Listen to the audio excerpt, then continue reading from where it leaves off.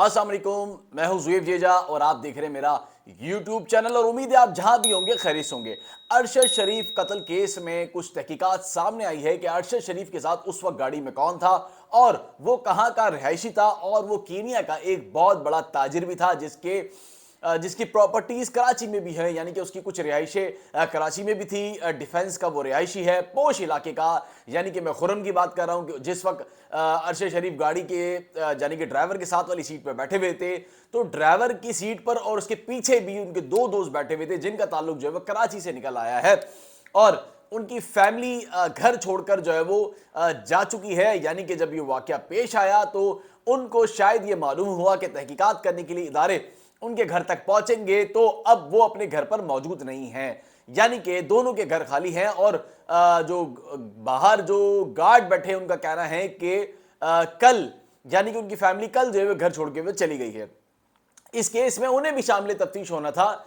یعنی کہ خرم کو بھی، اور اس کے ساتھ جو ایک اور دوست تھا وہ یعنی کہ ارشد شریف کے جو دوست تھے انہیں بھی شامل تفتیش کرنا تھا، لیکن ان دونوں دوستوں کی کینیا میں کیا وابستگی ہے، کینیا سے ان کا کیا تعلق ہے، یہ بیسیکلی ہے تو کراچی کے، لیکن ان کا تعلق اس لیے کینیا میں ہے کیونکہ یہ کینیا کے ایک بہت بڑے تاجر بھی ہیں، ان کی پراپرٹیاں بھی ہیں وہاں پہ، ان کا بہت عرصے سے وہاں پہ کاروبار بھی ہے، نیروبی میں ان کے فارم ہاؤسز بھی ہیں، ساتھ ہی وہاں پہ یہ تعمیرات کا کام بھی کرتے ہیں، تعمیرات کے شعبے سے بھی ان کا تعلق ہے۔ تو یہ وہاں پر یعنی کہ ارشد شریف اور یہ سب وہاں پر جو ہے وہ ارشد شریف انہی کے گھر پہ یعنی کہ خرم اور جو وقار ہے انہی کے گھر پہ وہاں پر رہ رہے تھے تقریباً کئی دنوں سے، اور آج جب یہ نکلے تھے نیروبی سے تو یہ جہاں جا رہے تھے وہاں پر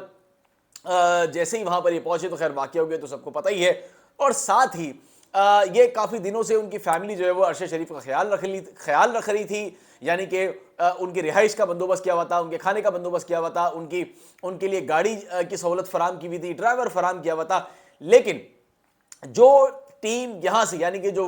پاک فوج ہے انہوں نے وہ مطمئن نہیں ہوئی ہے وہاں کی تحقیقاتی ٹیم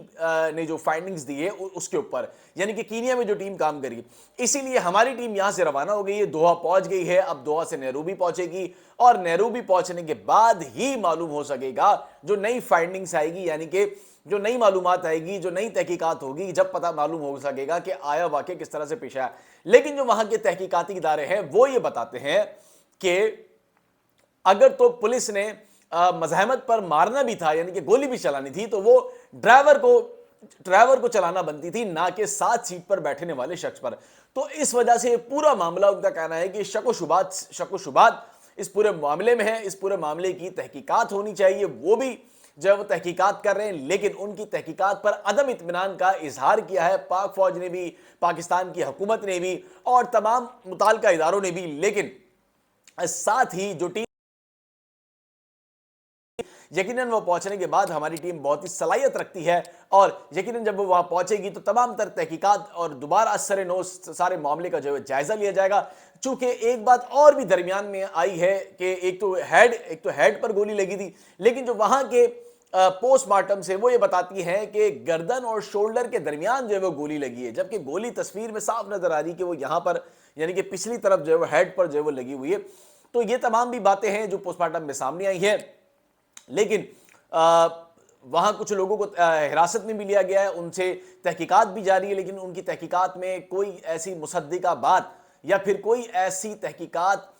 پایا تکمیل تک نہیں پہنچی ہے، یعنی کہ کوئی موٹیو یا کوئی مقصد سمجھ نہیں آیا کہ ارشد شریف کو جو ہے وہ کیوں اس کو گولی مار کر جو ہے وہ قتل کیا گیا، اور گولی پیچھے سے بھی چلائی گئی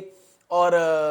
ٹائر پہ بھی ماری گئی، بمپر پہ بھی گولیاں لگی ہوئی، تقریباً 9 گولیاں جو ہے اس کی گاڑی پر جو ہے وہ ماری گئی تھی۔ یہ ایک بہت بڑا سوالیہ جو ہے وہ نشان ہے، اور وہ چند دنوں سے نہیں بلکہ کافی وقت سے قیام کیا ہوا تھا ارشد شریف نے، اور جو ان کے دوست ہیں یعنی کہ خرم اور وقار، ان کا تعلق جو ہے وہ کراچی سے نکل آیا، اور انہوں نے ان کا جو ہے وہ بڑا وہاں پر خیال بھی رکھا۔ اب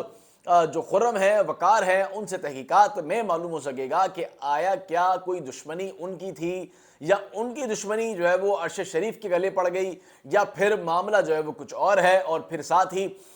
گزشتہ روز جو پریس کانفرنس ہوئی ہے اس میں سلمان اقبال کا بھی نام جو ہے وہ سامنے آئے کہ سلمان اقبال سے بھی تحقیقات ہونی چاہیے۔ تو کیا تانے بانے سلمان اقبال سے بھی ملتے ہیں، یعنی کہ خرم اور جو وقار ہیں کیا وہ سلمان اقبال کے دوست تھے، جس طرح حماد یوسف کا نام سامنے آیا کہ حماد یوسف نے پیغام دیا تھا۔ تو اب اس بات کا بھی کلیئر ہونا یہاں پر بہت ضروری ہے کہ حماد یوسف کے दोस्त थे खुर्रम या वकार, या फिर इनका इनका दूसरा ताल्लुक है, उनका उनका दूसरा ताल्लुक है। तो ये तमाम जो सवालात हैं वो नए नए जन्म ले रहे हैं। इन